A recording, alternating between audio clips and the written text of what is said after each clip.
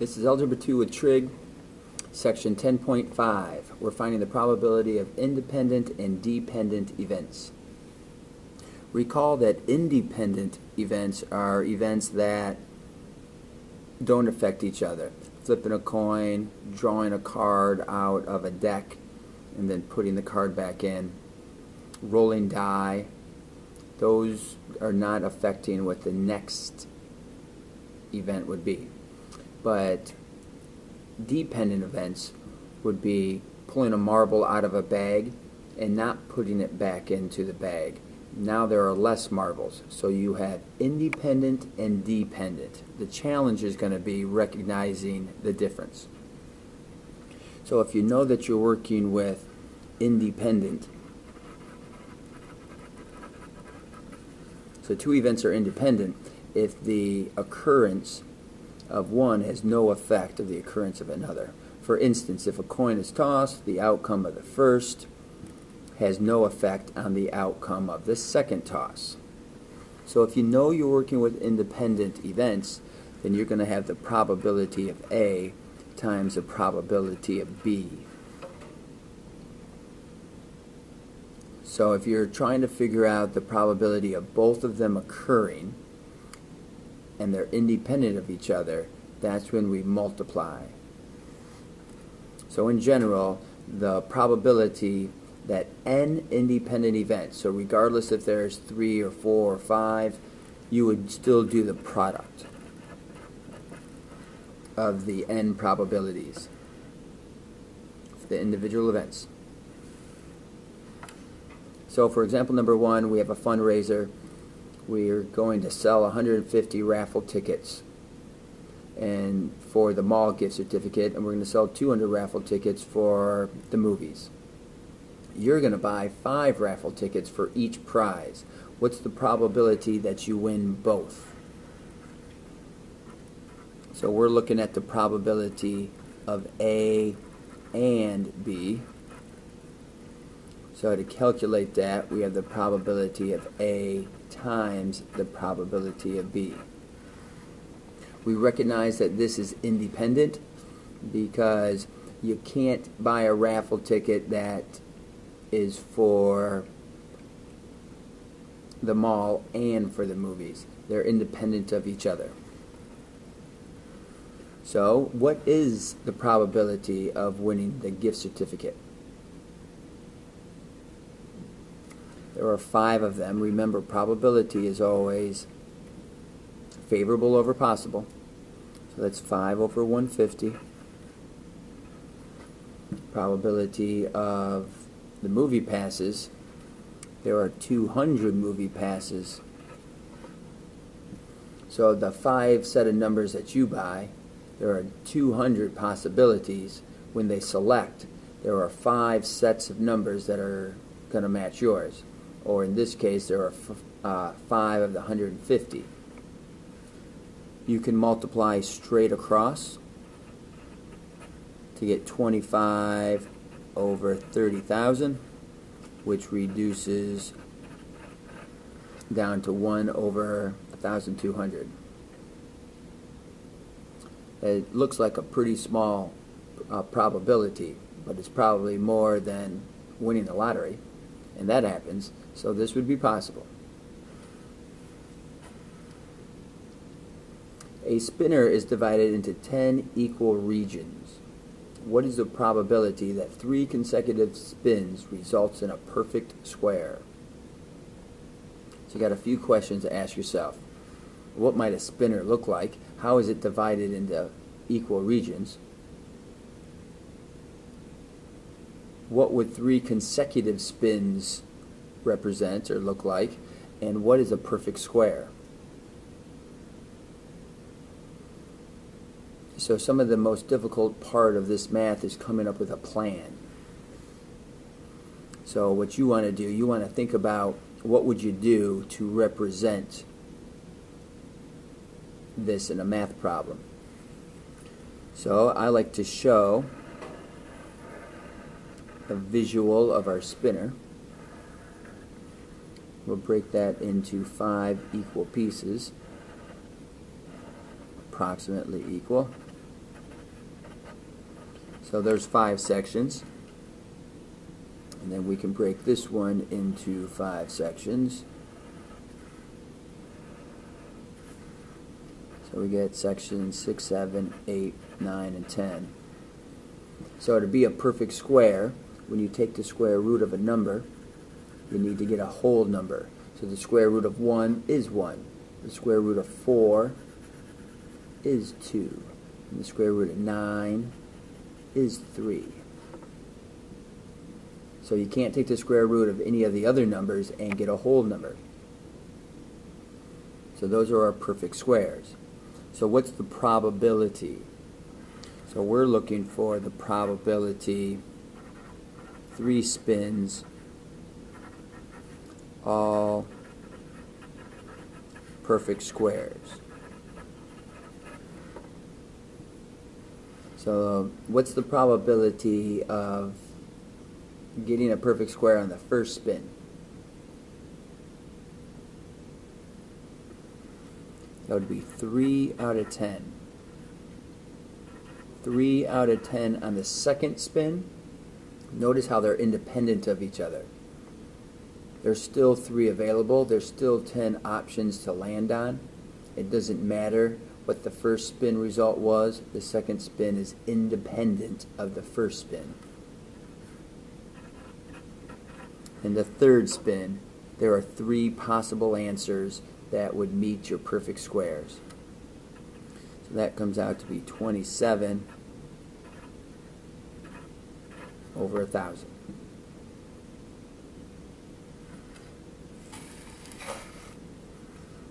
This next one's going to be a toughie. During each of the 5 days of Secretary Week, a secretary is randomly given one of 10 prizes. All prizes are available each day. That's a key bit of information. They're all available each day. So that means that they're independent of each other. So we're going to multiply our different values together. And one of the prizes is a $500 gift certificate. What's the probability that the secretary is going to receive a $500 prize at least once? Well, what does at least once mean? During the week, that means they're going to win it at least once. They're going to win it on Monday only, or they're going to win it twice, so maybe on Tuesday and Friday. Maybe they'll win it 3 times, Monday, Wednesday, and Friday. Maybe they'll win it 4 times, maybe they'll win it 5 times. At least once. At least once gives you a higher probability than winning it just once or just 3 times. So there's a couple different ways that we can do this. We're going to look at option number 1. With option number 1,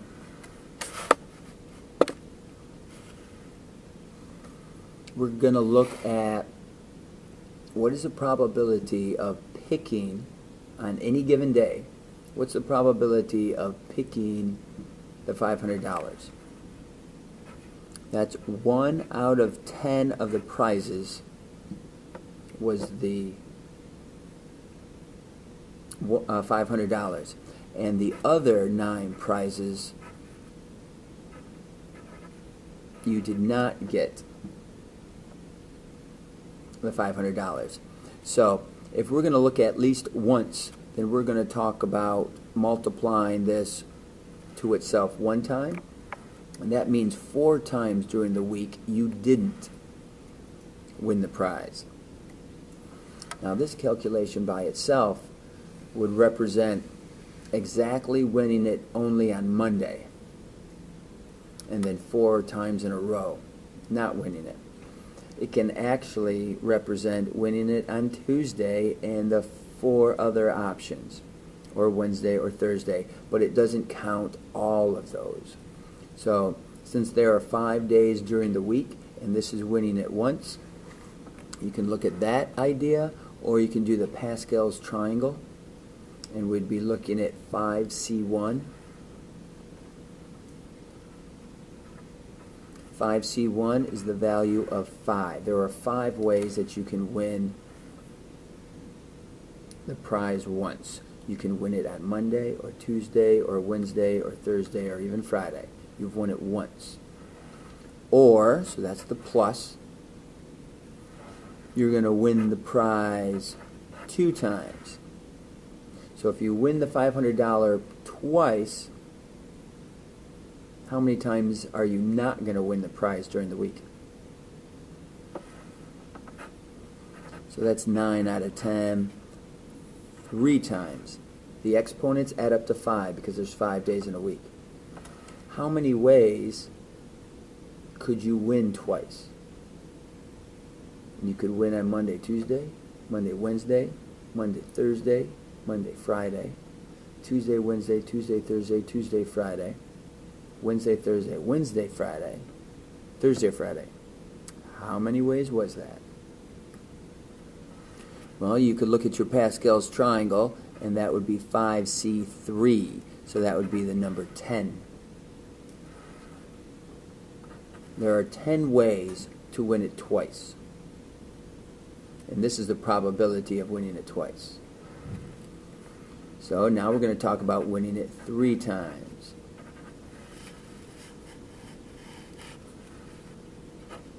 So that's 9 over 10 would be twice. And that would be 5C4, which is also the value of 10.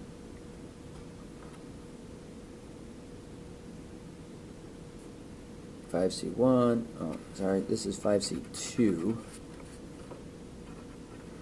This is 5C3. So then we come on over and we talk about the probability of winning it 4 times and not winning it once. There's 5 ways you can do that. And then the probability of winning it every time,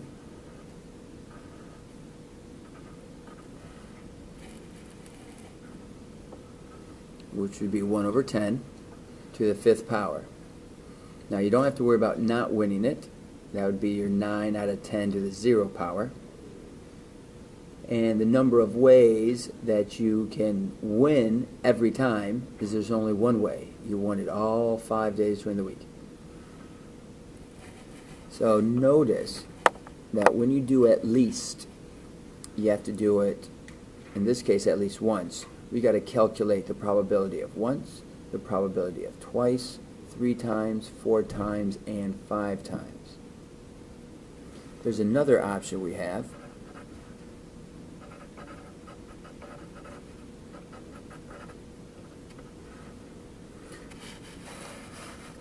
Option number 2, we can look at it by looking at the complements.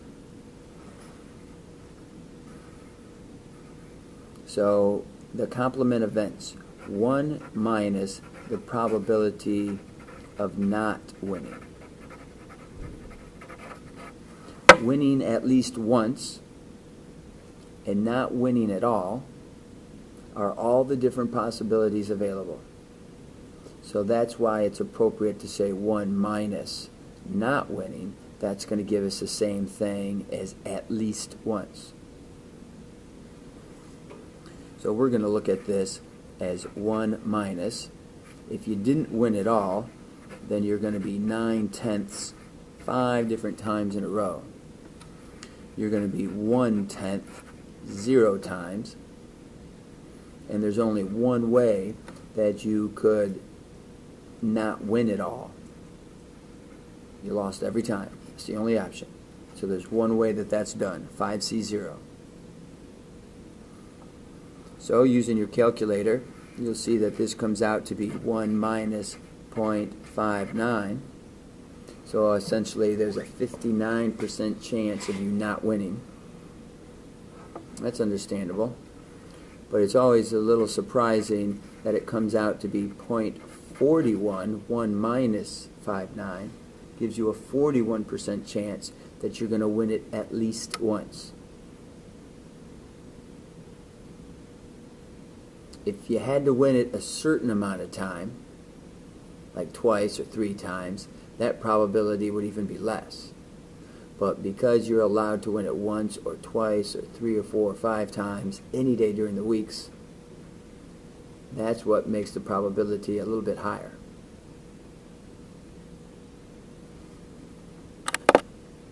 On our next page, we're going to look at dependent events.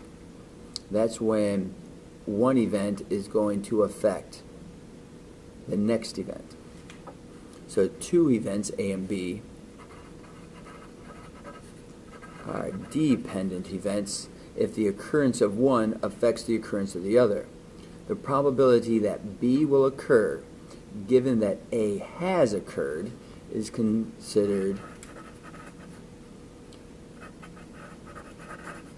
conditional probability of B given A, and it can be written as the probability of B with a line A. That line can be used as the word given. B given A. So this is true for dependent events. What's the probability of B given that A occurred? So if we're looking for 2 items to happen, we're going to first find the probability of A, and then we're going to do the probability of B given that A happened. And just like we've done in the past, to have a portion of this equation separated, we can manipulate it a little bit, and we can get the probability of B given A all by itself. So what would we have to do to get the probability of B given A on the side of the equal sign? We need to move this probability of A. We're going to divide it to the other side.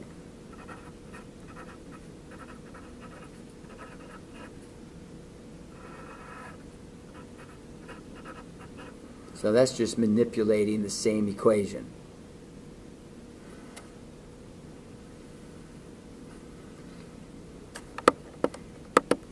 So answering these questions with a table can be somewhat reasonable, give you a good understanding of what's happening.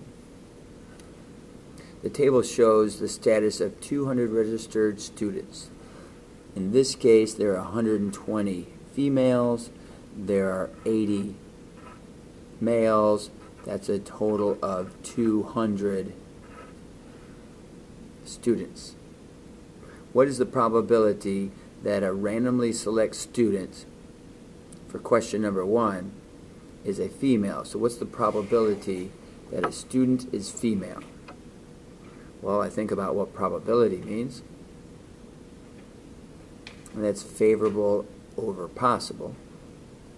So favorable, if I'm looking for the probability of a female,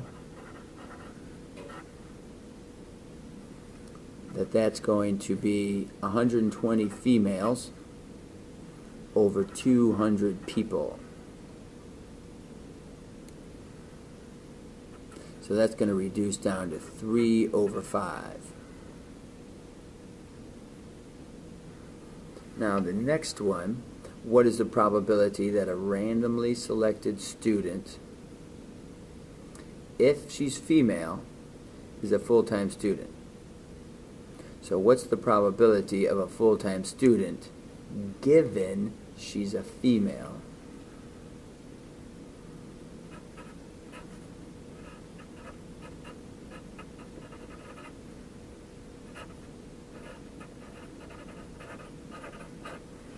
So where can you look in your chart? You're only going to look at the females, and we're going to talk about the probability of that being full-time.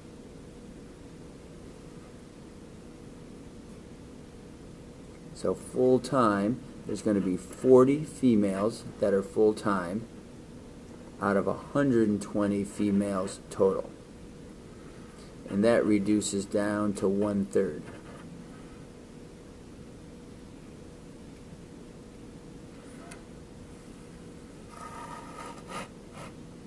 Here's a good example. You randomly select 2 cards from a standard deck of 52 cards. What is the probability that the first card is not a heart and the second card is a heart? We're going to do this problem twice. We're going to do it once when we replace the card back in, and then we're going to do it a second time where we do not replace the card back in. So here we're going to replace it. So if we replace it back in, this is going to be considered independent. So we're looking for the probability of not a heart times the probability that you do have a heart. So that's 39 out of 52. Those are the cards that are not hearts. 39 cards out of the 52. 13 cards out of the 52 are the hearts. And we can reduce those. So this comes out to be 3/4. This one comes out to be 1/4. And then we can calculate that to become 3/16, which is also 0.187.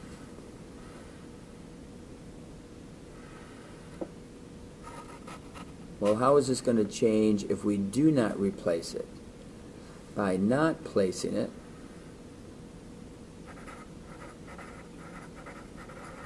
this turns into a dependent situation.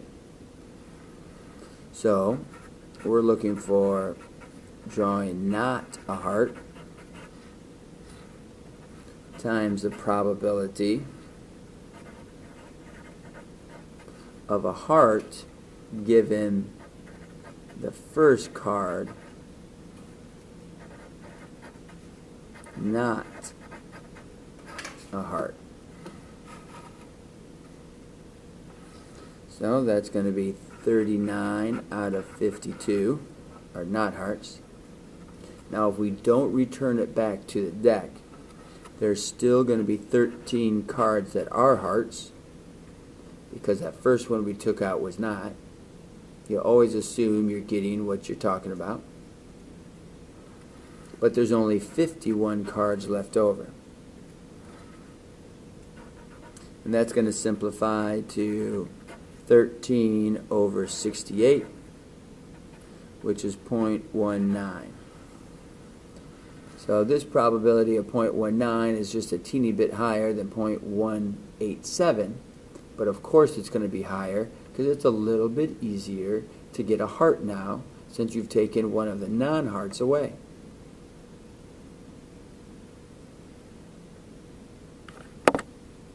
On our last page, we're going to look at a situation where we can have even more dependent events, 3 or more. So the formula for finding probabilities of dependent events can be extended. Here's the problem. Your teacher passes around a box with 10 pencils, 8 pink, 10 red, 8 pink, and 13 green pencils. If you and 2 people in your group are the first to randomly select a pencil, what is the probability that all 3 of you select pink pencils? So these are considered dependent because the pencil that's taken out, they're keeping. So it's going to affect the probability as more people are picking up pencils. Either it's going to be easier to get the pencil or it's going to be more difficult to get the pencil, all depending if some are taken out or other ones are removed. So we want the probability of A to happen, for you to get it, and for your 2 friends to get it, B and C. So to calculate this, it's going to be the probability of A times the probability of B given A happens times the probability of C given A and B happen. So here we're going to find out the probability of drawing a pink pencil. Well, we see that there's 31 pencils. 8 of those are pink. Now what's the probability of drawing another pink? There are only 7 in there now, but there's only 30 pencils. And then for the last one, there's only 6 pinks in there, and there's only 29 total.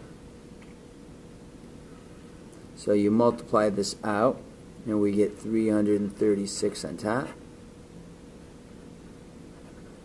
26,970 on bottom, which this can be reduced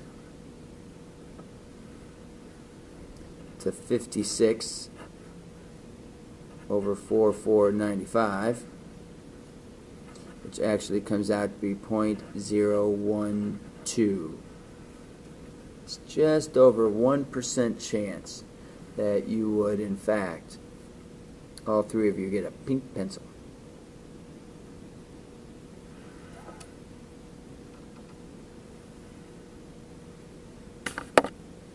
Next, we're looking at a probability tree diagram, and we're going to follow the branches to help us calculate certain events.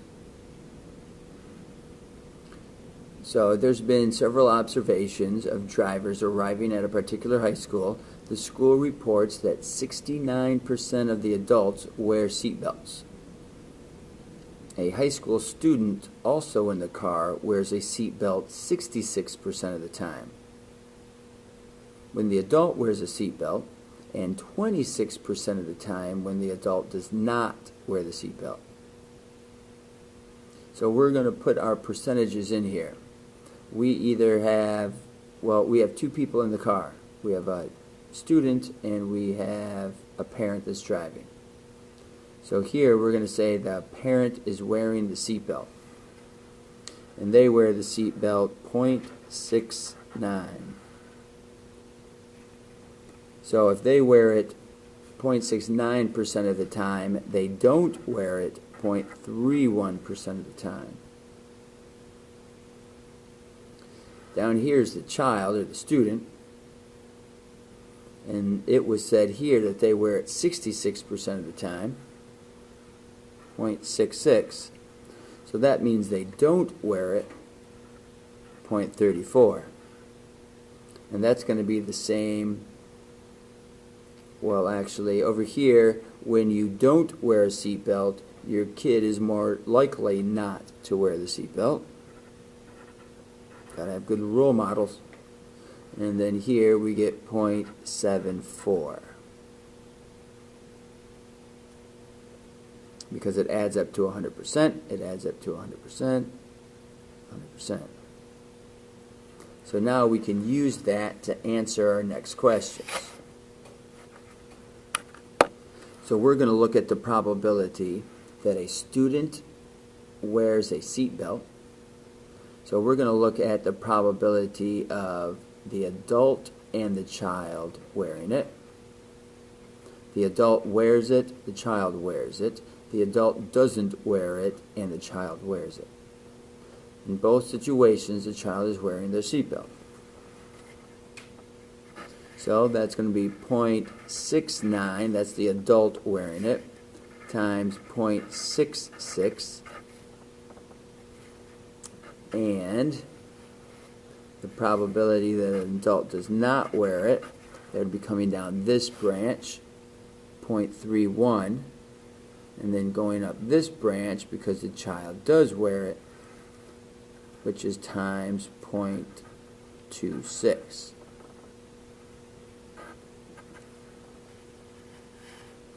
And if you type that into your calculator, you get the answer of 0.536. So using all that data, the probability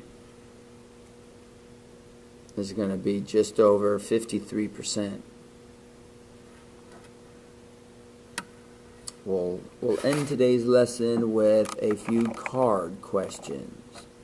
Remember our deck of cards, that we have face cards for the first three here.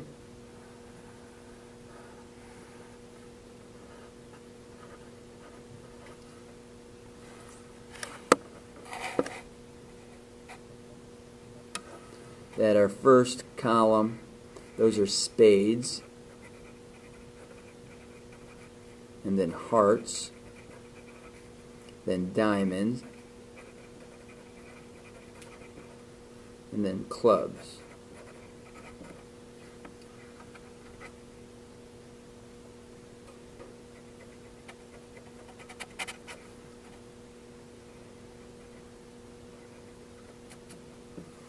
And the hearts are considered the red cards, and the spades, the hearts and diamonds are the red cards, and the spades and the clubs are the black cards. These are considered to be four suits, and there's 13 cards in each suit.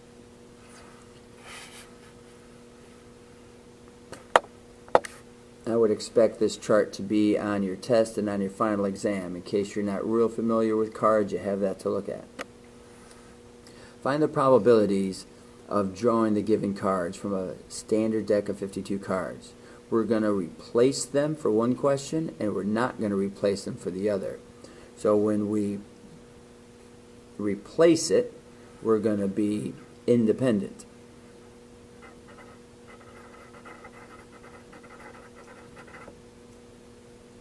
And when we don't replace it, that's considered dependent. So we're going to try to get a face card, and then a 7, and then a face card. So the probability of a face card, we said, was 12 out of 52. Then the probability of a 7 is 4 out of 52, because remember, we replaced that card back into the deck. And then an ace is also 4 out of 52. And that can be simplified down, and that's 3 over 2,197, which approximately comes up to be 0.0013. So I wouldn't expect to be getting that exact arrangement. Now what happens if you don't replace it? Remember, you always get what you're trying to get. In our calculations, you always assume that you're going to get what you're trying to. So a face card. We're starting with 12 face cards and 52 cards. Now if you don't replace it, there's still going to be 4 7s, but there's only going to be 51 cards possible because you did not put back in that face card. And then for your ace, it's going to be even easier to get because there's still 4 of them, but now there's only 50 cards in there. So that reduces down to 8 over 5525, which approximately comes out to be 0.0014. So there's a little bit better chance that you can get that to happen if you don't return the cards back to the deck. For our last example, we're going to look at a heart, and then we're going to get a club, and then we're going to get another club. So the probability of a heart is 13 cards out of 52. Then a club, which is still 13 cards out of 52, because remember, we are replacing this back in. This is considered independent. And then another club, if we replaced it back in again,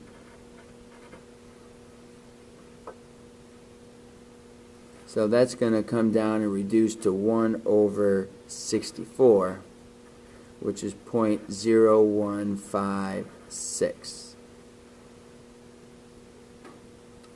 1/4, 1/4, and 1/4. Now the last one is without replacement. That means we keep the card out. So we're going to go for the hearts, which is 13 out of 52.